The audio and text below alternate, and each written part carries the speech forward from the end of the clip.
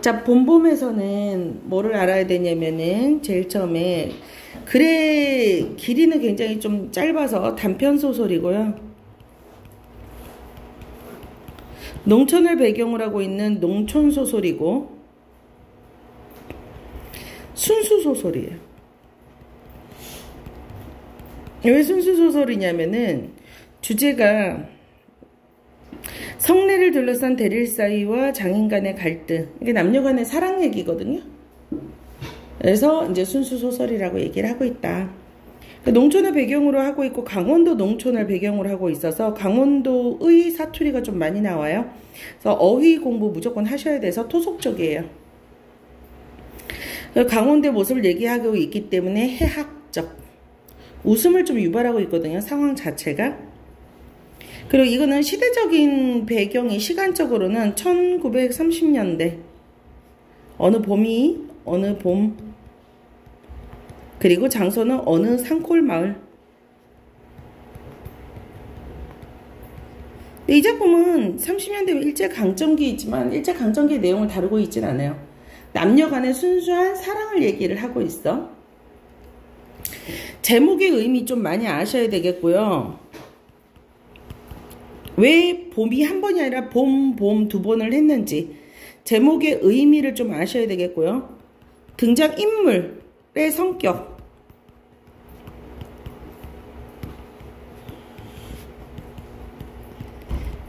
그러니까 나하고 장인어른, 점순이 이렇게 크게 세 명의 각각의 성격, 그들과 사이에서의 어떤 갈등을 파악을 하셔야 되겠고요. 등장인물의 성격과 갈등 관계를 파악하셔야 되겠고, 시간적 순서, 시간적 구성을 좀 다시 재배치를 좀 할 수 있어야 돼요. 뭐냐면 발단, 전개, 절정, 그리고 결말, 다시 절정이거든요. 그래서 결말이 절정 두 번째에, 그러니까 절정을 둘로 나눠놔서 결말을 중간에 미리 빼놨어요. 왜 그렇게 구성을 했는지를 좀 아셔야 되겠고, 이거는 그냥 보기에는 그렇게 5단 구성해서 좀 변화를 준 거랑, 그리고 여기가 사건이 일어난 걸 가지고 시간적 구성을 다시 해봐야 된다. 사건에 따른 시간을 재구성을 해줘야 된다. 그러니까 가장 먼저 일어난 일이 무엇인지 이런 것들을 조금 파악하셔야 됩니다.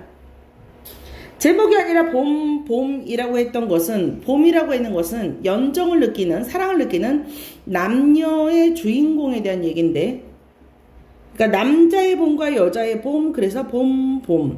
근데 이 봄을 느끼는 시간이나 시기가 좀 달라요. 그래서 연정을 느끼는 남녀 주인공 나와 점순을 의미하기도 한다.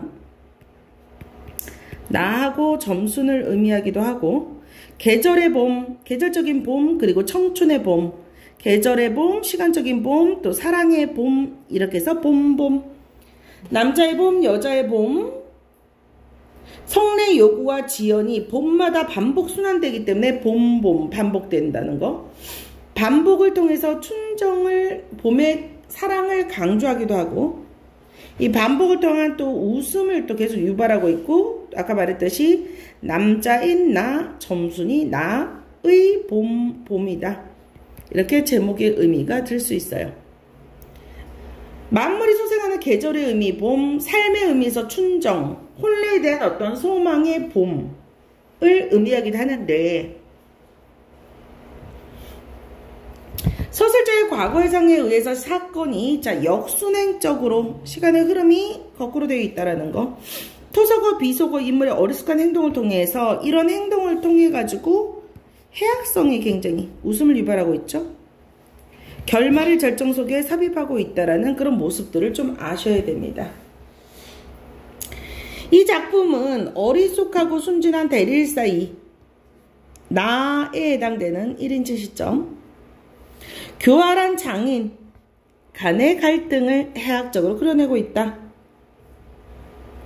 작품 속 인물들이 대화와 행동을 통해 그들의 성격과 갈등을 명확히 제시하고 있고, 주제를 나타내기 위해서 해학적이고 개성적인 표현 방식, 입체적 구성 방식 등을 사용하고 있다. 결말을 결정 앞에 놓든지 인물의 행동이 굉장히 또 우습다라든지 어리석은 어떤 행동이나 말을 통해 가지고 표현하고 있죠. 자, 그러면 봄봄 처음에 이제 시작을 보면은 장인님 이제 자, 본문 내용 시작. 장인님 이제 뭘로 시작했어요? 내라고 하는 1인칭 주인공 나의 말로 이야기가 시작이 되죠.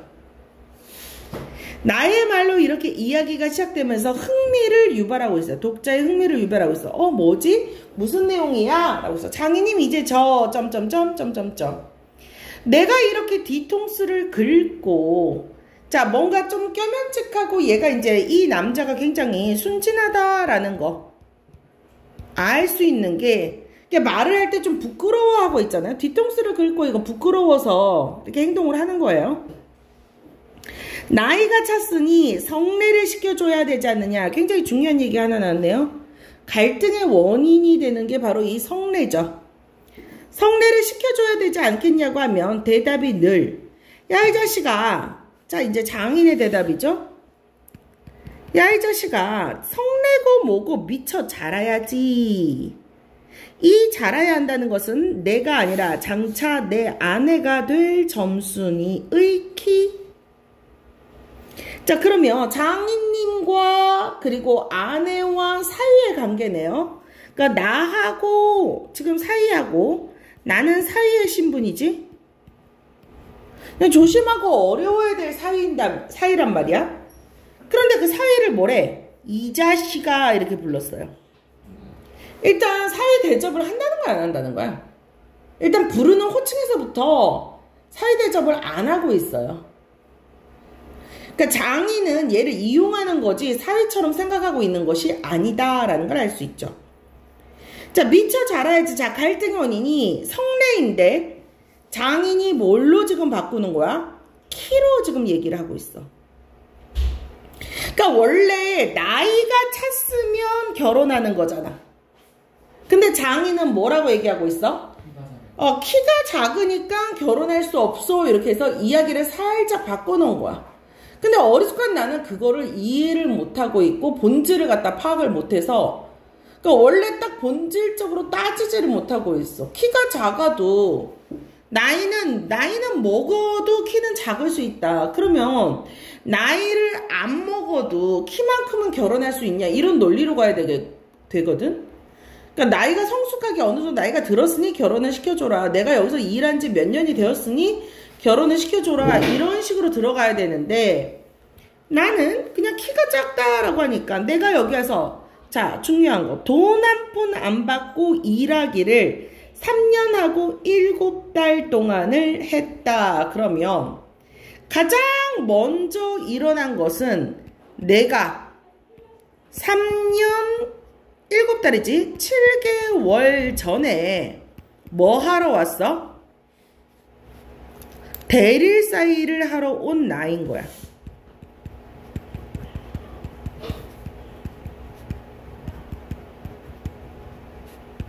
보통 대릴사이 하면 그러니까 그 집에 어떤 일을 해주고 한 1년, 2년, 많으면 2년 정도 일을 해주고 그러니까 무상 공급을 하죠. 무상으로 일을 해주면 이 장인에 해당되는 집에서 땅을 조금 주고 딸도 시집 보내고 이 아이가 이제 이 대릴사이 왔던 사람이 성격이 좀 좋은지 안 좋은지 봤더니 성격도 좋아. 일도 열심히 해. 그럼 땅도 좀 내어주고 그러면서 이제 자기 딸을 결혼시키는 게 대릴사이거든. 이 집안일 하면서 3년 7개월을 일하면서 돈 한 푼 안 받고 7달. 얘는 좀 비정상적으로 좀 오래 하고 있죠. 그런데도 미처 못 자랐다니까 이 키는 언제 자라는 건지 짜장 영문을 모른다. 자, 여기서 해학성이 유발하는 거야. 뭐냐면 나의 어리숙함이 이 작품의 해학성을 유발하게 되는 거야. 바보야? 자, 짜장은 방언 정말로 그러니까 미처 못 자랐다니까 이 키는 언제 자라는지 정말로 영문을 모른다. 일을 좀 더 잘해야 한다든지 혹은 밥을 좀 덜 먹어야 한다든지 하면 나도 할 말은 많아. 자, 여기서 또 장인의 성격이 나죠. 많이 먹는다고 걱정. 돈 한 푼 안 받고 일하러 왔는데, 그리고 지금 돈 한 푼 안 받고 3년 7개월을 일하고, 그리고 게다가 또 굉장히 힘쓰는 일을 하면서도 한창 좀 잘할 나이의 남자잖아요. 근데 그런 남자가 이제 일하려면 잘 먹어야 되잖아. 근데 밥 많이 먹는다고 구박을 하고 있어요. 그러면은 좀 덜 먹어야 된다라고 하면 나도 할 말은 있어. 하지만 점순이가 아직 어리니까 더 잘해야 한다는 여기. 나는 어쩔 수 없이 벙벙 멍하고 만다. 그러니까 제대로 말을 못한다라는 어리숙한 성격, 장인의 성격 그대로 믿고 있는 나의 어리숙한 성격. 그러면 인물을 쓸 때 나, 사위. 근데 어떤 사위? 대릴사위라고 썼으면 좋겠어요. 대릴사위라고 좀 쓰면 좋겠다. 나는 대릴사위 하러 왔고,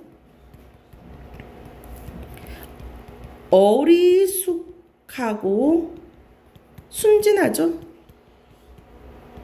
지금까지 보이는 바로 의하면. 이런 식으로 이 작품을 읽어나가면서 또 좀 이제 성격 나온 걸 조금 더 메모를 좀 해주면 좋겠고, 그러면 장인의 성격은 어떠냐? 장인의 성격은 어때요? 굉장히 사위를 이용해 먹으려고 하는. 그래서 굉장히 얘가 지금 장인이 핑계도 잘 대고 굉장히 사악하죠. 그리고 밥 많이 먹는다고 많이 하니까 얘기하니까 인색함이죠. 교활하죠. 수작을 많이 부는 거. 또 이제 장인의 성격이 좀 나오면 조금 더 적으면 좋겠죠. 이래서 나는 애초에 계약이 잘못된 걸 알았으면 바꿔야지. 알았으면 따져야지. 그럼 이렇게 알아서 따져야 제정신인 거고 갈등이 더 이상 안 생기는 거지. 그러니까 얘가 이렇게 알면서도 따지지 못하는 이 어리숙함 때문에 해학이 올라간다. 2년이면 2년, 3년이면 3년 기한을 딱 정하고 일을 해야 원래 맞았을 것이다. 그래야 할 것이다. 덮어놓고 딸이 잘하는 대로 성례를 시켜주마 했으니 누가 늘 지키고 섰는 것도 아니고 그 키가 언제 자란지 알 수 있는가? 이런 게 이제 아니 지키고 서 있는 게 문제가 아니잖아. 지금 기한을 정했어야 됐다며. 그럼 이제라도 정했어야지. 이제라도 정해야지. 근데 그냥 키 얘기하면 아무 말도 하지도 못하지. 그리고 나는 사람의 키가 무럭무럭 자라나는 줄만 알지. 북박의 키에 모로만 벌어지는 딱 북박의 키. 그러니까 옷장이 벽에 붙어있는 거 있잖아요. 더 이상 어떻게 성장할 수가 없는 거잖아요. 그러니까 딱 붙어있는 성장하지 않은 키에 모로만 옆으로만 벌어지는 몸. 이게 누구예요? 점순인 거죠. 그런 몸도 있는 거 누가 알았을까? 때가 되면 장인님이 어련하나 싶어서 군소리 없이 꾸벅꾸벅 일하고 있다. 우직한 성격이죠. 그런 말이다. 자, 이제 나도 좀 이제 열이 받으니까 장인님 제가. 그러니까 지금 존칭하고 낮추는 걸 함께 써서 이렇게 해악성을 유발하게 되는 게 불만이다 이거지? 그러니까 내가 하는 불만이 그냥 이 정도밖에 안 돼. 그죠? 참 너 일 많이 했다 고만 장가들어라 라고 나는 기대하는 거야. 장인이 이런 말을 했으면 얼마나 좋을까. 나도 좋을 게 아니냐. 시치미를 딱 대고 도리어 그런 소리 나니까 지레 펄펄 뛰는 것은 장인이죠. 명색이 좋아 사위지. 허울이 좋아 사위지. 일하기에 싱겁기도 할 뿐더러 이거 참 아무것도 아니다. 나는 참 아무것도 아닌 존재다. 이렇게 순진하고 착한 이 인물에 대한 따뜻한 우리가 이 인물에 대해서 나를 미워할 수는 없잖아요. 순진하고 착한 청년을. 그러니까 이런 청년의 어떤 이 행동 같은 어수룩한 행동. 그러니까 말하는 말들, 장인님, 쥐, 막 이런데 이런 것들이 굉장히 해학적이다. 자, 풍자하고 비교를 좀 해보면 풍자는 해학처럼 웃음을 유발하기는 해도 굉장히 비판적이에요. 조소나 비난이 있지만 해학은 정말 순수하게 하하하 웃으면서 아유 이 바보 이렇게 얘기를 하는 거죠. 그 비판, 바보가 이제 비판이라기보다는 참 그 연민과 그 안타까움에 오는 그냥 바보 이런 거지. 자, 쑥맥이, 자, 자기 자신을 쑥맥, 콩인지 볼인지 구별하지 못한다는 어리석고 못난 사람, 쑥맥불변이라는 한자성어가 있어요. 거기서 이제 자기가 이제 어리석은 사람, 아유, 쑥맥이, 내가, 그거를 모르고 점순의 키 자르기만 까맣게 기다리지 않는가? 자, 여기까지는 이제 그 계약이 부당하다라고 이제 얘기를 하고 있는 부분이었고. 자, 근데 그 다음에 봐봐 또. 언젠가는 이게 이제 해학이 유발되는 거야. 하도 갑갑해서. 자를 가지고 덤벼들어서 그 키를 한번 재볼까? 아니, 아주 내가 그냥 자를 가지고 재볼래? 막 이렇게 얘기하죠. 이런 게 되게 웃기잖아요. 도대체 키가 1cm 자랐다, 2cm 자랐다니까 같이 장인의 어떤 대화에 말려든 거야. 그런데 또 순진한 거 봐봐. 우리는 장인님이 내외를 해야 한다.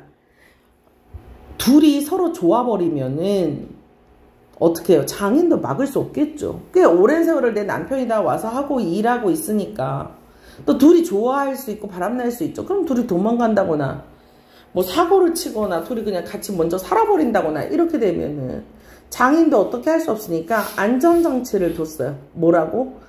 니네 내외해야 돼. 남녀간에 내외해야 돼. 했더니 또 그거를 지켜. 마주서 이야기도 한마디 하는 법이 없어. 그리고 눈오림으로 저 멀리서 이렇게 바라보고 키를 재보는 거야. 키를. 그러니까 멀리서 키를 재보고 그럴 때마다 에라이 재미 여기 좀 비속어를 사용하면서 정말 열받은 게 보이잖아요. 에이 키도 이런 거 에이 제기랄 키도 왜 이렇게 안 자라? 뭐 이런 거죠. 논뚝에다가 침을 뱉는다. 이런 게 해학성 유발하죠. 아무리 잘 봐야 내 겨드랑이, 그러니까 다른 사람보다 좀 크긴 하지만, 그러니까 내가 되게 등치도 크고 키가 크네요. 그런데 겨드랑이 밑에서 밤낮, 넘랑, 말랑, 밤낮 요 모양이야. 자, 또 해학성이 하나 더 올라오는 거. 아, 개, 돼지는 푹푹 크는데 왜 사람은 안 크니? 이런 게 해학성. 점순이를 짐승하고 비교하고 있잖아요, 사람하고. 그래서 또 얘가 또 해학성 나오는 거 또 봐봐. 머리가 아프도록 궁리를 해. 아, 지금 궁리에 대한 대답이야. 자기가 생각하는 키가 안 자라는 이유가 이거야. 이게 또 어리석음이지. 근데 이 어리석음이 어떻게 보면은 또 사랑해서 온 거니까 예쁘게 봐준단 말이야, 연민으로. 아유, 얘 좀 하는 짓이 귀엽네. 물동이를 자고 이니까 뼈다귀가 움츠러드나 보다라고 해서서 내가 배려, 물을 대신 길어다가도 줬지. 점순이 알 거 아니야. 이 집에서 물을 길어야 되는 게 자기밖에 없는데 누가 물을 길어다 줘? 이 남자잖아. 그리고 또 자, 내가 했던 이유 중에 하나, 궁리의 결과 첫 번째 물동이 이어졌고요. 두 번째 선앙당에 가서 무속신앙에 가가지고 비는 거예요. 점순이 키 좀 크게 해주십사 라고 치성을 들었어. 근데 이것도 또 웃긴 게 원래 떡 놓고 고사를 지니면서 소원을 말해야 되는데 먼저 키를 키워놓으면은 내가 장가 가면 떡 주마. 장가할 때 떡이 나오잖아요. 그러니까 그 떡 주마. 그러니까 여기서 지금 뭐야. 고사를 먼저 지낸 뒤에 기원을 든대라는 내용이 뒤집어졌잖아. 자, 그러니까 얘가 생각한 두 번째 방안도 굉장히 해학을 유발해. 그러니까 이렇게 치성과 한두 번이 아니야. 나 선왕당 갈 때마다 이렇게 내가 점수님과 결혼만 하게 해주면은 내가 그냥 떡 갖다 놓고 제사 지낼게 라고 하는데 어떻게 되먹은 긴지 막무가내니. 자, 그래 내가 어제 싸운 것이지 결코 장인님이 밉다가 해서가 아니다. 자, 어제 싸웠다 그러네요. 자, 어제 무슨 일이 있어요? 장인과 싸움, 이런 식으로. 언제 그런 일이 있었는지를 시간의 순서에 따라서 나올 때마다 재배율을 할게요. 어제 내가 싸웠어. 근데 내가 어제 싸웠던 거는 점순이 키에 대한 불만이었지. 장인에 대해 장인이 미운 건 아니야. 모를 붙다가 자 모내기 하는 곳이니까 봄이죠. 또 싱거워. 이 벼가 자라서 점순이가 먹고 크면 모르지만 아니 돈도 못 받고 장가도 못 하는데 아 내가 심어서 뭐해? 해마다 앞으로 축 불고 죽는 장인님의 아랫배가 아유 너무 먹어서 배가 나왔는데 몸 안에 병 때문에 아 내가 병 때문에 배가 나와 라고 말하는 장인님. 해악성이죠. 아 그 배를 장인님이 그냥 배부르게 장인님 살찌게 하기 위한 거지. 그 살찌기 위해서 심는 거지. 조금도 모를 심고 싶지 않다 이거지. 모를 심고 싶지.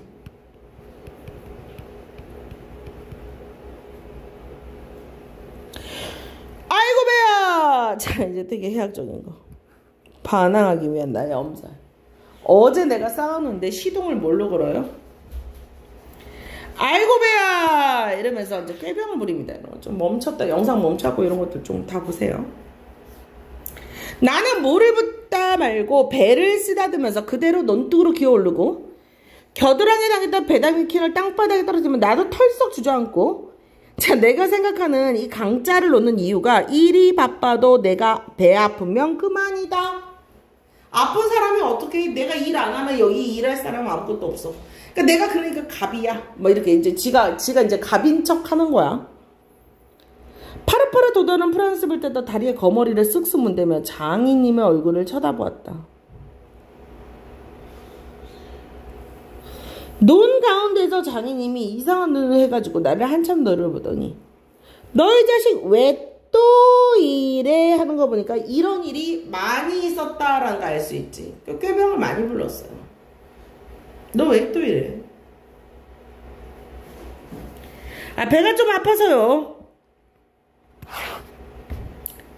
하고 풀 위에 슬며시 쓰러지니까 장인님은 약이 올랐다.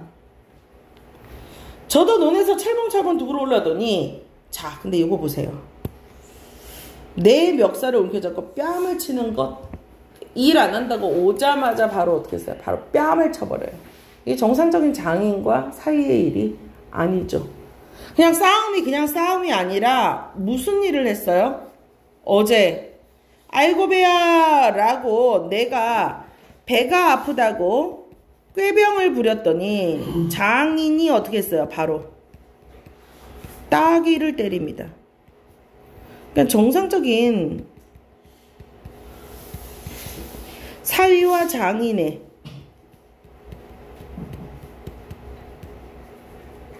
관계가 아니다. 바로 뺨을 쳐버리잖아요. 그러면 장인은 또 어때요? 거기다 교활하고 폭력성까지 있죠. 장인의 성격이 이렇게 적으시면 되겠고요. 야 이 자식아 일하다 말면 누굴 망해놓을 셈이냐 이 대가리 까놀 자식. 또 비어까지 사용하죠. 욕쟁이. 욕도 너무 잘해요. 그래서 욕을 욕이라고 하는 이제 비속어라고 사용하죠. 비속어 사용. 우리 장인님은 이렇게 손버릇이 못됐고 사이에게 이 자식 저 자식 하는 자 여기서 또 중요한 거 하나 나는 이놈의 장인님. 존칭하기는 이놈의 장인님은 두 가지 의미가 있어요. 이놈이 나야. 나의 장인. 그러니까 나 장인님 욕한 거 아니야. 이렇게 표현할 수 있는데 이놈 이 새끼 장인 하고 장인을 이렇게 직접적으로 이놈 이 새끼 이러면서 장인을 지적하는 경우일 수도 있거든요. 그래서 얘는 중의성으로 두 가지 이놈의 장인님이 두 가지로 해석된다는 거. 그러니까 이놈이라고 하는 부분이 나가 될 수도 있고 두 번째 장인이 된다는 거죠. 이놈의 장인님은 어디 있느냐. 오작해야 우리 동네에서 누굴 물러나고 자 동네에서도 그랬어요. 그에게 장인에게 욕을 안 먹는 사람은 명이 짧아. 조그만 아이들까지도 그를 돌라 세워놓고 뒤에다 대놓고 야 이 욕필아 욕필아 대놓고는 말 못하고 뒤에서 별명을 만들어야지. 욕필이 얼마나 욕을 잘했으면. 그래 욕필이라고 손가락질만큼 두루 인심을 잃었다. 그러나 인심을 잃었다면 욕보다 읍의 배참봉이라는 사람 댁, 자, 마름으로 더 잃었다. 그러면 아버지는 뭐예요? 여기 앞에다가 또 써놔야겠죠. 마름인 거야. 권력을 갖고 있네요. 지주가 이 그러니까 마름이라는 게 뭔지를 아셔야 되는데, 지주가 마름한테 일을 시켜요. 지주를 대신해서 소작권을 관리하는 사람. 그러니까 마름도 소작인 중에 하나인데, 지주는 땅을 갖고 있는 사람이야. 그럼 지주가 자기 땅을 다 일일이 관리할 필요가 없어. 소작인이 땅을 가지고 여기서 일을 할 사람을 여러 명을 뽑아놓고 이 중에서 제일 좀 성격이 세고 되게 못된 사람이죠. 착취가 되게 잘 된 사람을 마름으로 시켜요. 지주는 그래야 자기 창고에 쌀이 꼬박꼬박 들어올 거 아니에요. 그래서 되게 못된 사람을 주로 마름으로 둡니다. 그러니까 여기 이런 나오잖아. 마름이란 욕자라고. 사람 잘 치고 호박 개같이 생겼고 되게 부정적인 인식이죠. 이런 사람이 어때? 사람 봤을 때 외양이 아유 그냥 딱 마름이네. 그냥 딱 마름을 타고났어 아주 그냥. 체형이 마름이야. 그냥 인간이 그냥 욕쟁이 마름이야. 그 장인이 마름질하면서 하는 모습이 소작인이 닭 얻어먹죠. 뇌물 받죠. 그래서 닭이나 뭐 뇌물을 안 준다거나 품을 안 준다거나 와서 노동력을 제공을 안 한다거나 그러니까 내 땅에 농사일도 소작인한테 써먹는 거야. 농사일을 안 한다거나 하면 가을에는 땅이 뚝뚝 떨어진다. 안 주는 거야 땅을. 이거 말은 마음대로 할 수 있으니까 이게 권력이에요. 그러니까 지주의 땅을 가지고 본인이 대리 권력, 호가호의, 호랑이의 권세를 잇고 여우가 위세를 누리는 걸 보고 호가호의라고 그러죠. 그럼 미리부터 돈도 먹이고 술도 먹이고 돈도 주고 술도 먹이고 안달 대신 여기 애태웠던 사람이 그 땅을 슬쩍 돌라한다. 가로챈다. 이 바람에 장인님 빈집 외양간에는 소 한 마리까지 생겼을 정도로 그러니까 비리가 굉장히 심한 사람이죠. 그러니까 얼마나 사람을 괴롭혔겠어. 그런데 소가 들어오고 동네 사람이 욕을 먹어서도 얘한테 굽실굽실 거리는 거 아닌가. 그런데 자 이제 또 논리적으로 집단의 논리적으로 생각해. 나는 장인님이 큰 소리를 못해. 왜?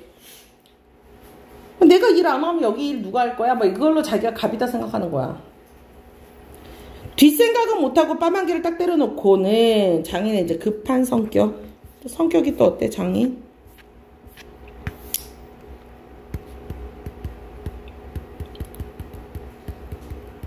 자기가 무안해서 어쩔 줄 모른다는 거지. 때려놓고는.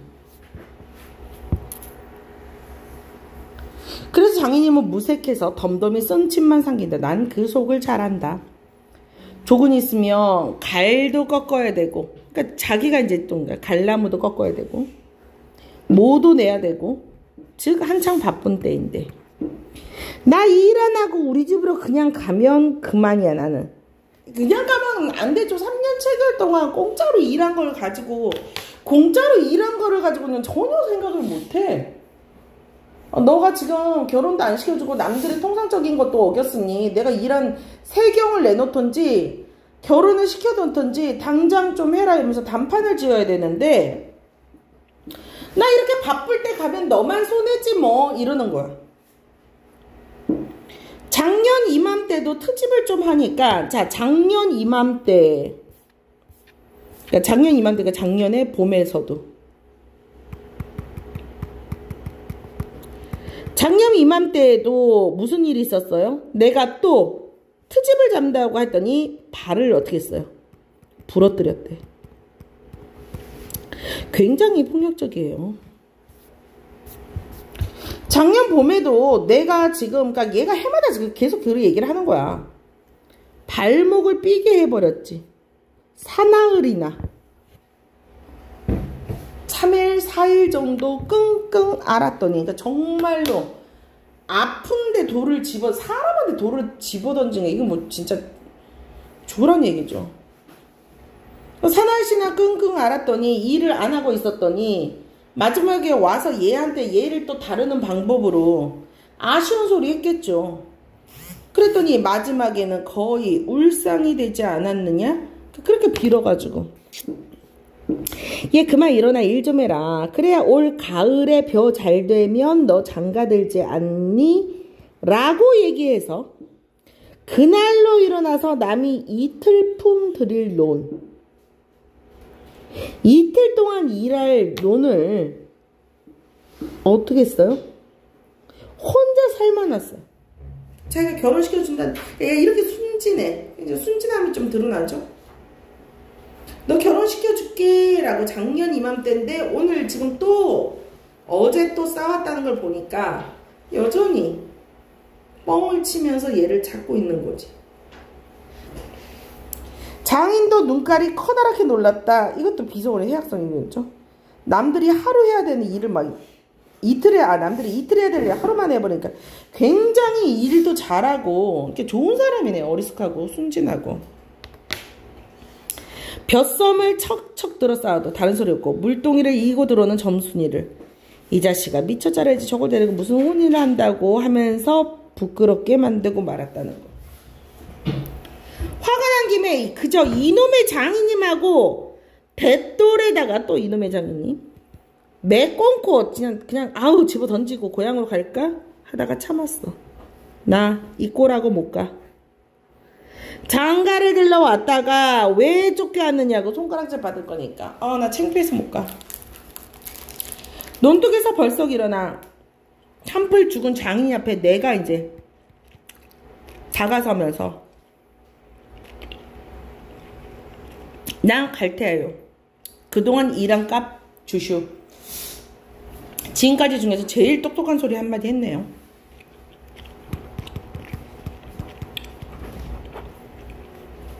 그랬더니 장인이 야, 너 사회로 왔지 무슨 살로 왔니? 또 지가 얘기했던 거. 돈 안 줄 거야. 근데 또 지로 또 이제 대우해주죠. 아니 그러면 얼른 결혼시켜줘야죠. 밤낮 부려면 먹고 해준다. 내가 안 하는 거냐. 그년이 안 크니까. 자, 외면하기 위해서 딴짓하고 있죠. 그래 내가 이제 미치고 이번엔 안 된다. 자, 복선 이번엔 안 된다. 왜 올해 이렇게 다급해졌을까요? 왜 이번엔 안 된다. 여기에 일이 있었죠. 어제 내가 싸웠는데 어제 장인하고 싸웠는데 지금 이거 어제 장인하고 싸우는 일이야. 지금 이 일들이다. 어제의 일들이야. 근데 이번에 꼭 안 됐다라고 하는 이유가 있어요. 나중에 나옵니다. 소매자락을 이끌었다. 이 자식이 왜 이래. 그러니까 이번에는 그냥 어떻게 구장님, 마을의 이장 구장님한테 조금 약간 마을 일을 돌보는 어르신을 얘기하죠. 이 자식이 왜 이래 하면서 뻗땡겼는데 장인님이 내 기운은 못하는데 힘도 천하장사요. 남들이 이틀 하는 일 하루만에 해버렸잖아. 굉장히 적극적으로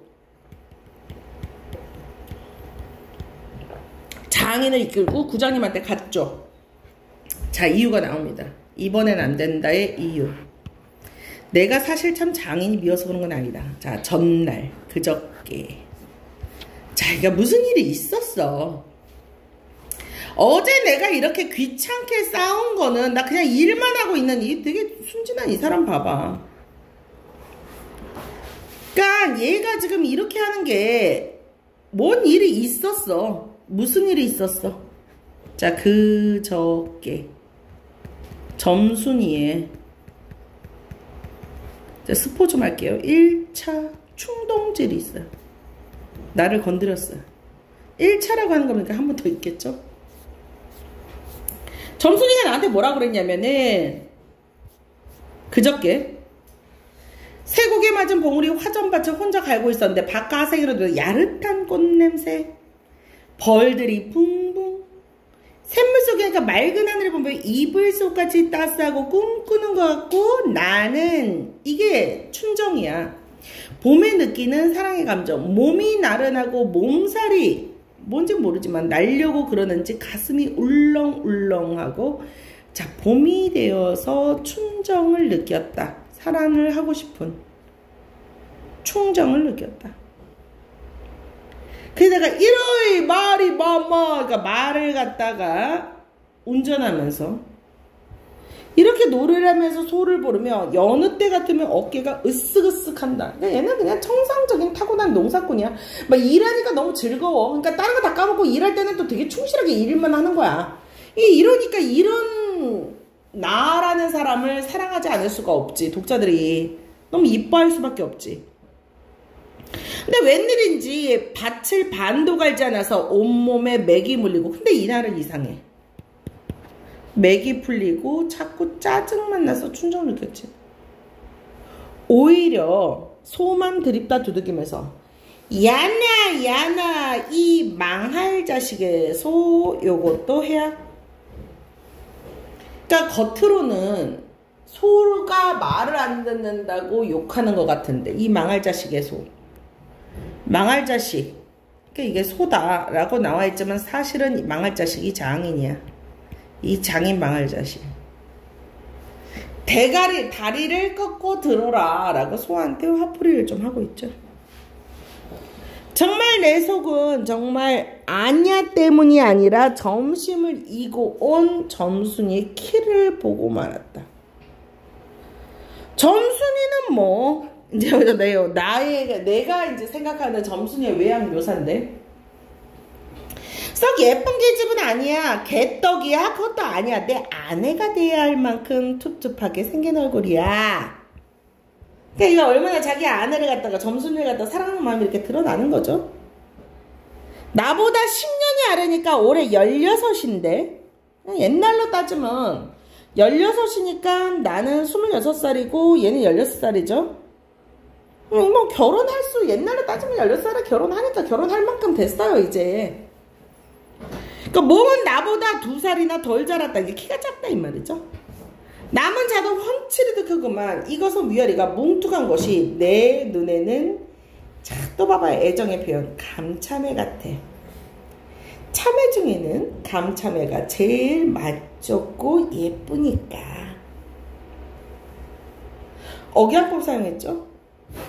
앞에 막 작다, 키 작다라고 막 해놓고 뒤에 가서 칭찬하는 거. 이렇게 앞뒤의 말이 급속도로 달라지는 걸 보고 억양법이라 그래요. 그러니까 되게 무한한 애정이 있어. 내 부인이야. 그러니까 야 옆으로 벌어지는, 뭐 옆으로 뚱뚱하게 막 계속 살찌고 막 이런데도 내 눈엔 너무 예쁜 거지. 점순이 너무 예뻐. 내 부인이야. 막 이런 거야 이미. 둥글고 커다란 눈은 서글서글하니 좋고 좀 지쳐 찢어졌지만 입은 밥술이나 먹으니까 좋아. 아이, 밥만 많이 먹으면 팔자 그만하냐. 그래서 밥만 많이 먹게 되면 팔자는 그만 아니냐. 자, 그때 가난한 농촌의 현실이 이제 반영이 되는 거죠. 일제강점기 때. 헌데 한 가지 흠이 있다면, 결점이 있다면, 가끔 가다가 몸이, 장인님은 이걸 체신이 없이 들까분다고 하지만 몸이 너무 빨리빨리 움직여. 그러다가 밥을 나르다가 때없이 풀밭에다가 자빠져요. 넘어져요. 나한테 뭘 먹여요? 밥상을 엎어놓으면은 밥이 막 논바닥에 흐르니까 막 흙이 묻었겠죠? 그걸 그냥 주워다면서 줍니다. 새로 밥을 퍼주는 것도 아니고. 진짜 아버지 성격을 아니까. 자, 그럼 나의 애정 보세요. 배려. 안 먹으면 무안할까봐 씹고 먹어요. 돌을 먹는지 밥을 먹는지 하면서 먹어줘요. 나는 화도 안 내요. 점순이한테. 이런 남편감이 어딨어. 자, 그런데 그 전날, 이날은 웬일인지 성한 밥재로 밥머리에 곱게 내려놨다. 자, 점순이 입장에서도 뭔가가 되게 조심하게 와서 뭐라 그래요? 하면서 또 귀여운 부분이 내외를 해야 되니까 저만큼 떨어져서 얼굴 안 보고 등을 향하고 내외를 하고 있어. 이 청춘 남녀들이 너무 순진해. 이렇게 눈이 이렇게 있으면 이렇게 뒤를 보고 있는 거지. 이게 내외하는 거야. 얼굴 안 보지. 그러면서 뭐래? 그릇 다 먹기를 기다려. 내가 다 먹고 물러섰는데 그릇을 와서 챙기는데 또 얌전하게 나서 나는 깜짝 놀라지 않았느냐? 왜? 밤낮 일만 하다 말 텐가? 자, 이게 점순의 충동지다.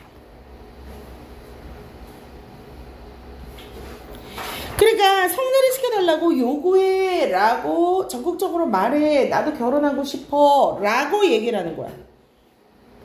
아, 그럼 어떡해. 밤낮 일만 할 거야? 뭐 어떡해. 아니, 성례 시켜달라 해야지 뭘 어떡해 라고. 자, 10살이나 어린 점순이가 굉장히 당돌하고 적극적으로. 이 남녀 간의 이제 그 사랑에 대한 차이가 적극적인 성이 다르죠. 김유정이 이런 식으로 좀 많이 썼어요. 여자들을 굉장히 적극적으로. 사춘기 남녀 간의 어떤 그 성격의 어떤 차이. 여자들이 좀 영리하잖아요.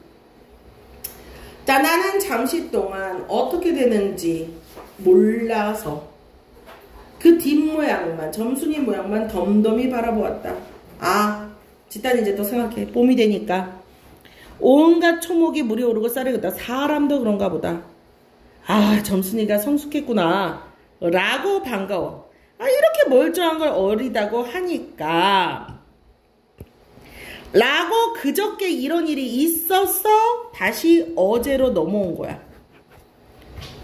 그러니까 어제 낮에 이제 아파요, 막 배가 아파요, 일 안 하다가 그러다가 이제 장인이랑 데리고 구장님한테 찾아가는 거지. 어제 시간으로 돌아왔어요. 자, 그날 쌀이문 밖에 있는 돼지우리에서 죽을 퍼주고 있다가 근데 또 이 구장의 모습이 인물에 대한 희화화. 서울에 좀 갔다 오더니 사람은 점자된다고 위에 있는 수염 제비꼬랑지같이 에헴 사람은 점전해야 돼 이러면서 이렇게 수염을 기르고 있는 구장님이겠죠. 에헴 아, 왜 일들 하다 말고 그래? 에헴 아니, 구장님 우리 장인님과 처음에 계약하기를 이라고 말하다가 아니 우리 빙장님과 처음에 또 나의 어수룩함. 말을 고쳤어. 장인님은 자, 이거 봐봐. 다른 사람에서 체면을 굉장히 중요시키는 장인이 빙장님은 장인의 높임말이에요. 그래서 이렇게 자기는 또 체면을 또 이렇게 받는 걸 좋아해. 밖에 나가서 장인님 이렇게 하지 말고 자기를 높이는 말을 해라. 고상하게 굴어라. 이렇게 얘기하는 거죠. 야, 뱀도 뱀이라면 좋냐? 창피스러우니까 되게 창피하니까 남들 드는 데는 빙장님, 빙보님 하라고 일상에 항상 말 조짐을 받아오면서 난 그것도 자꾸 잊는다. 당장 또 장님 하다가 알아가지고 자, 구장님도 내 이야기를 들었더니 퍽딱한 모양이었다. 내가 그냥 판단하는 거야. 그냥 딱딱한 모양이다. 내 착각이지. 근데 빙장님 뭐하고 있니? 무관심해. 코를 후비는 거 그냥 있잖아요. 아, 그럼 봉필씨가 누구냐면 장인이야. 아, 얼른 결혼시켜 주구려. 일단 내 편 들었죠. 그러니까 내 얘기 딱 하다 이렇게 생각하죠. 아, 저렇게 하고 싶은데 라고 했더니 장인님이 삿대질로 눈을 부라리고 아, 성내가 뭐고 기집년이 잘해야 될 거 아니야? 그래서 그런데 구장도 소작인이기 때문에 이 마을에서는 이제 걸려갖고 있는 장인이 더 센 거지. 그랬더니 기세에 눌려서 말을 못해. 자, 구장이 말을 못하죠. 그것도 그래. 주태 없죠. 우유부단. 그래 거의 4년 동안에도 안 자랐다니 그 키 언제 자라죠? 그만두고 사경이나 내슈라고 내가 구장님 아프니까 이제 큰 소리를 딱 한 거야. 빨리 돈 내놔. 아 왜 내가 크지 말랬니? 왜 나보고 됐니? 아 빅모는 참새만한 것이 어떻게 애 낳죠? 자 장모님은 정선보다 귓뱀을 애 낳았다. 이거야말로 진짜로 아니 장모님 되게 논리적으로 한번 따졌다. 점순이 충돌들이 컸네. 그랬더니 장인님이 할 말이 없으니까 그냥 웃어. 돌씹은 상을 했지. 코를 푸는 척하고 근데 그 앞에서 이제 어떻게 나를 내가 어떤 애인지 아는 거야. 나의 시선을 돌리거나 그 순간을 딱 모면하면 난 또 까먹어. 그러니까 그냥 갈비뼈를 푹 쳐. 그러니까 나도 어때? 파리를 쫓는 척하고 팍 때밀어. 둘이서 몸싸움 툭툭툭툭 하는 거지. 그러다가 얘가 이제 좀 더 젊으니까 장인이 또 욕하고 싶은 거를 고상하게 굴어대니까 남 앞이니까 욕을 못해. 자 그렇게 그 꼴이 나는 쟁그러웠다 라고 표현했어요. 괴상하고 얄미웠다. 자 그런데 신통한 답을 얻지 못하고 논으로 돌아와 자 뭐를 부었다? 그러니까 어제 싸움을 했죠? 어제 싸움을 했고 그 다음에 또 뭐를 했어요? 그냥 바로 장인님이 올라와가지고 나를 뺨을 딱 바로 때렸잖아요. 그러니까 그런 것들을 좀 내가 정리를 해야 돼. 그랬는데 내가 이렇게 떼기를 때렸는데 그 다음에 내가 한동안 구장을 찾아갔죠. 근데 그 다음에 와서 논에서 일함이죠. 어제 이게 다 어제 있었던 일이야.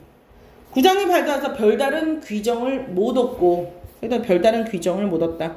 결혼에 대한 어떤 확답을 적극적으로 그러는데 결혼에 대한 귀정 결과를 얻지를 못하고 와서 논에서 일해. 여전히 똑같은 거야. 근데 왜 답을 못했냐?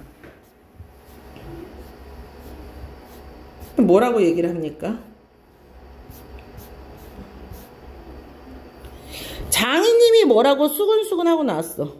자, 장인님이 수근수근 한 뒤에 구장님이 나를 위해서 말을 해줬다. 이건 장인의 농간질이지. 장인이 시킨 거야. 근데 구장님이 나를 위해서라고 나는 생각하니까 어리숙하고 해학적이지. 자, 이제 뭉태의 말은 구장님이 장인에게 땅 두마지기 얻어붙이니까 봐봐 소장인이잖아. 그래 꿰었다고 하지만 난 그렇게 생각하지 않는다. 그러니까 뭉태가 이제 어떤 얘기를 해줬네요. 그러니까 뭉태 얘기가 굉장히 객관적이죠. 자 근데 일단은 구장의 얘기야. 뭉태 얘기는 조금 이따 나오겠지. 자네 말도 옳기야 오라. 나이 찼으니까 아들이 급하다는 게 잘못된 말은 아니야.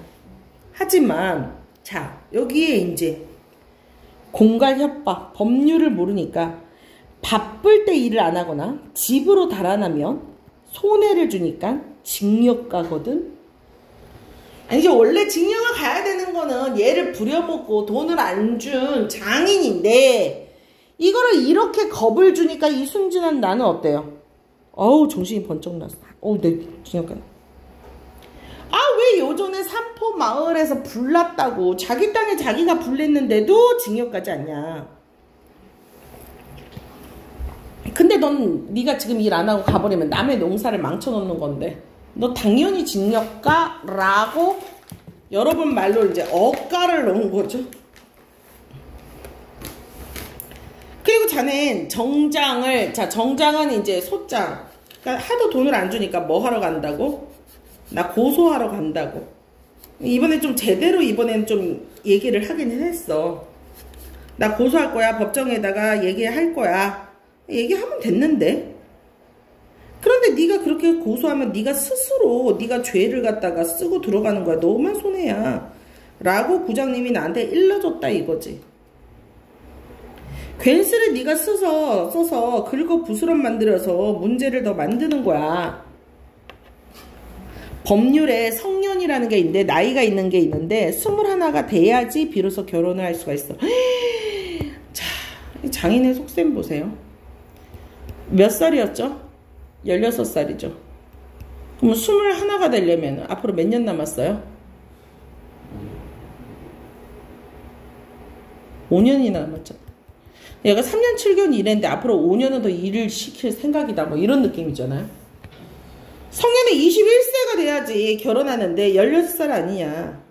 그렇지만 아까 빙자님의 말씀이 올가을에는 꼭 성례를 시켜준다고 하니 얼른 가서 일해 그랬더니 자 오늘 아침까지 끽 소리 없이 왔다라 그랬어요. 이제 좀 많이 멀어졌다. 여러분 종이 이제 다른 데다 놓고 조금 더 다 자세하게 좀 내용 특징 같은 거 다 쓰면 더 좋겠죠. 자 여기 이제 오늘 아침이라 그랬으니까 오늘 오후가 또 있을 거예요. 그렇게 해서 오늘 아침까지 왔다라 그랬네요. 그러면 오늘 아침에 또 이제 무슨 일이 있느냐. 근데 오늘 아침까지 다시 왔고 열심히 일했어 이 말이죠. 자 그런데 아침에 또 이제 무슨 일이 벌어졌어요. 장인인가 내가 쌓은 것은 자 오늘 아침 지금 생각해도 전혀 뜻밖의 일이다. 그러니까 오늘 아침에 또 싸웠어요. 왜? 올가을에 결혼시켜준다 해서 나는 군소리 없이 돌아왔고 나는 그냥 또 일만 했어. 근데 오늘 아침 싸웠다는 거죠. 장인님으로 말하면 요즘하게 자기들에게 행세를 좀 하고 싶다고. 야 돈이 있으면 양반이지 뭐가 따로 양반이느냐 라고 하면서 아랫배를 내밀고 걸음도 양반처럼 이렇게 걷는다는 거죠.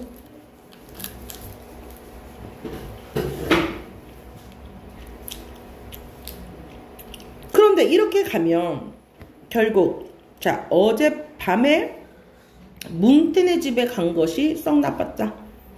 자 뭉태라는 사람이 얘기를 해주는 것의 효과를 좀 아셔야 돼요. 그러면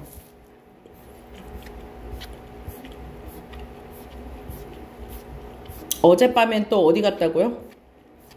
뭉태네 집에 갔다고요.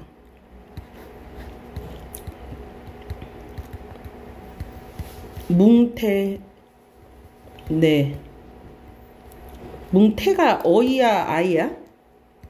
이름이? 뭉태네 집에 갔어요.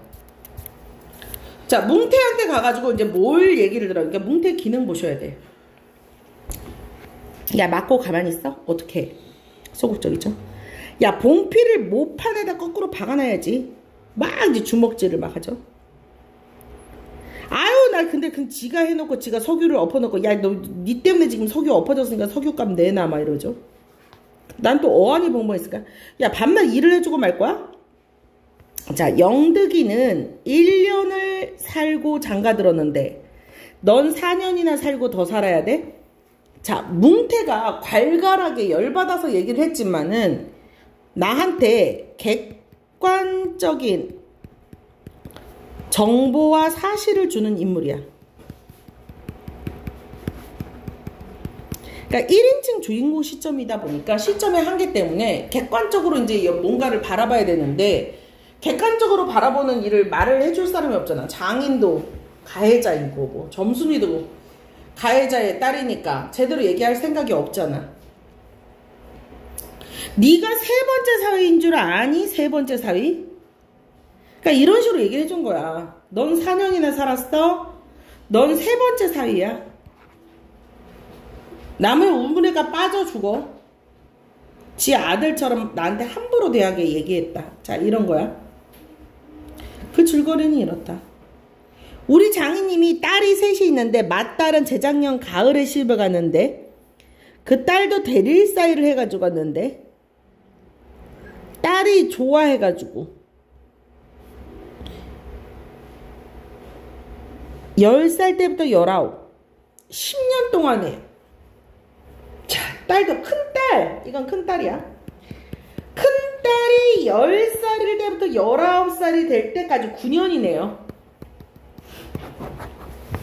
대릴사이를 사위 부자인데 14놈. 그 사위를 핑계로 노동력을 착취했죠. 14명이나 그냥 노동력 착취하고 다 도망갔어요. 장인님이 아들은 없고 이거 하도 못 살게 보니까 다 도망간 거야. 일하다가. 자식도 줄 생각도 없고 하는 거 보니까. 아들은 없고 근데 내가 여기서 4년 동안 이렇게 일하고 아무런 저기도 안 한 건 나밖에 없는 거야. 장인이 아들은 없고 딸은 있는데 그 다음에 딸을 대리살이 해올 때까지 부려먹으면 안 되는데 머슴을 들면 좋겠지만 돈이 드니까 굉장히 인색해요. 일 잘한 놈 고르려고 맨날 바꿨어. 자, 말하자면 점순이 둘째 딸이야. 내가 이를테면 그 세 번째 대릴 사이로 들어오는 셈인데 정순이한테도 지금 벌써 세 번째 대릴 사이야. 내 다음으로 네 번째 놈이 들어올 것을 당연히 들어오는데 내가 일도 참 잘하고 사람이 어리숙하니까 이렇게 잘 알아. 장인이 잔뜩 붙잡고 놓지 않아. 셋째 딸이 몇 살? 6살. 적어도 10살은 돼야 되니까. 그러니까 아까 전에 약 5살 정도 말을 했잖아? 그러니까 여기서는 한 4살이 더 필요한 거야. 앞으로 4년은 더 일해. 그러니까 4년 내지 5년 더 일해야 돼. 나는. 장인의 계산으로는. 그러니까 죽도록 부려먹으니까 이제는 속 좀 차리고 장가를 들어 때를 써라 라고 뭉태말을 했지만 자 나는 그렇게 하면서 귓등으로 들었어. 왜? 그러니까 지 나름 따르는 뭉태가 저렇게 나한테 얘기해주는 객관적인 얘기를 해주는 것이 아니라 뭉태도 땅을 얻어붙이다가 땅이 떨어진 뒤로는 장인하고 사이가 안 좋아서 그리고 또 장인님이 그러면 너 그냥 원님이 썼던 감투를 달라 했는데 그것도 안 줬어. 그 땅을 안 줘버린 거죠 뭉태한테. 그러니까 장인한테 악감정을 갖고 있는 뭉태가 나한테 나쁜 얘기를 해줬을 거니까 난 뭉태 말 안 들을 거야 뭐 이런 되게 어리숙한 바보 같은 짓을 하고 있죠.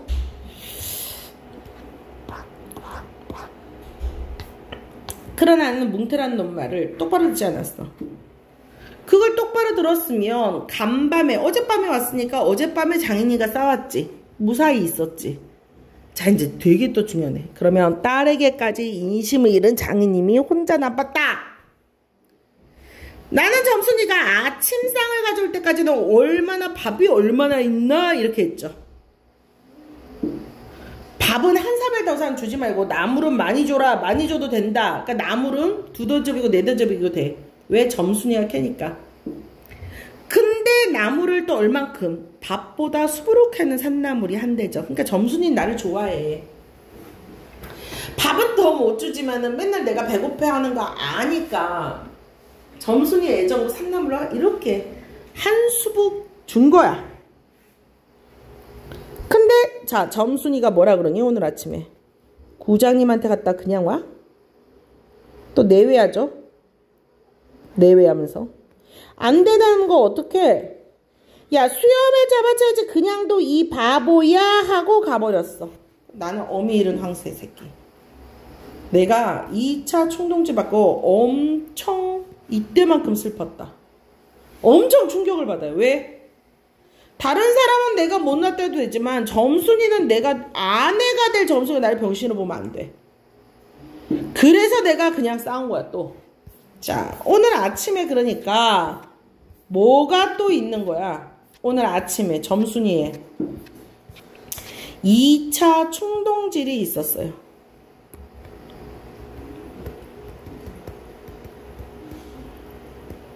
그래서 나는 어떻게 했어요? 꾀병을 부려요. 그럼 어떻게 하겠어요? 활극 싸움이 벌어지는 거죠. 이번에는 제대로 이제 싸움이 또 이제 아주 해악성이 넘치는 싸움이 붙어집니다. 점순이가 수염을 잡아채라 이 말은 적극적으로 정말 적극적으로 행동해 이거였거든요. 그래가지고 내가 또 아이고 배야 너 징역 간다. 봐봐요. 얘가 사주했던 거 알잖아요. 구장이 했던 말을 얘가 알잖아. 그럼 얘가 거기서 눈치를 채야 되는데 눈치를 못 채요. 나 징역 가도 좋아. 아 나 앞으로 난 점순이 나한테 바보라 그러니까 이게 되게 단순해. 아 난 내 부인한테 바보라 소리 못 들어. 나 그냥 징역 갈 거야. 나 그냥 여기서 일을 낼 거야. 결정 낼 거야. 나 결혼할 거야. 각오했어. 그랬더니 장인님이 어떻게 했어요? 지게 막대기로 찌르고 배를 찌르고 차고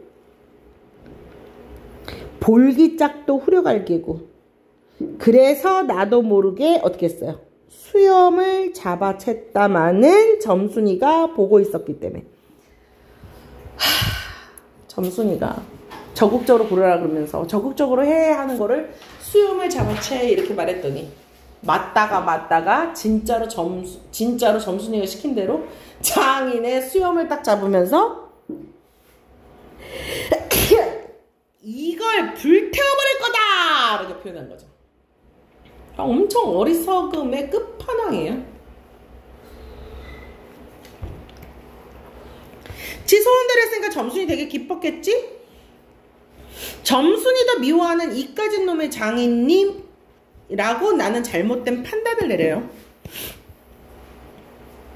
그리고 이걸 까셀라보다 이거를 불태워버린다 라고 가정을 하니까 해학이 나오는 거죠. 장인님이 엄청 열받아서 이제 어떻게 해요? 엄청 때려요. 그래서 내가 이 녀석의 장인님 또 아까 해학성 그래서 그래도 장인을 때릴 수 없으니까 그대로 밀어버리고 올라오면 밀어버리고 올라오면 밀어버리고 하면서 부려만 먹고 왜 결혼 안 하지요? 라고 했는데 한 번은 장인님이 얘네들 싸우는 거 봐봐. 내 바지가랭이를 요렇게 노리고 바지가랭이 여기 급소를 잡은 거야. 급소 확 잡아당긴 거야. 그러니까 내가 어때? 세상이 팽그르 도는 것이 바로 높임말 나왔죠? 빙장님 사람 살려. 할아버지 살려줍시오. 할아버지 너무 이 자식 잡아먹어라 이 자식아. 내가 지금 장인한테 내 급소를 잡혀가지고 빌고 있는 거죠. 그러니까 이게 해악성이 엄청 올라갔죠. 근데 더 웃긴 거 나오지. 더 웃긴 거를 그래서 결말로 빼놓은 거야. 이게 장인과 사이 간에 있을 수가 없는 얘기잖아. 엄청 다급하니까 고통에서 벗어나겠다는 생각 때문에 할아버지 이렇게 얘기하고 있죠. 두 팔을 허둥허둥 내릴 때는 이마에 땀이 솟고 참으로 죽나보다 하고 하다가 내가 기어이 땅바닥에 쓰러져서 까무러치게 되니까 놓아. 아 더럽다 이게 장인님인가? 이제 드디어 이제 얘가 조금 깨달았지. 그래서 나도 지금 아무것도 안 보여서 열받아서 내가 이제 그래서 나도 어떻게 장인님의 바지가랑이에 꽉 그러니까 나도 복수를 했어. 장인님의 급소를 어땠어요? 잡아버렸죠. 그러니까 해악의 끝판왕이지. 결말 이거 되게 중요해. 결말이 그 장인의 급소를 잡은 결말은 머리가 터질도록 맞았어요. 머리가 터졌어요. 너무 잔인하죠. 굉장히 희극적인 싸웠는데 결말.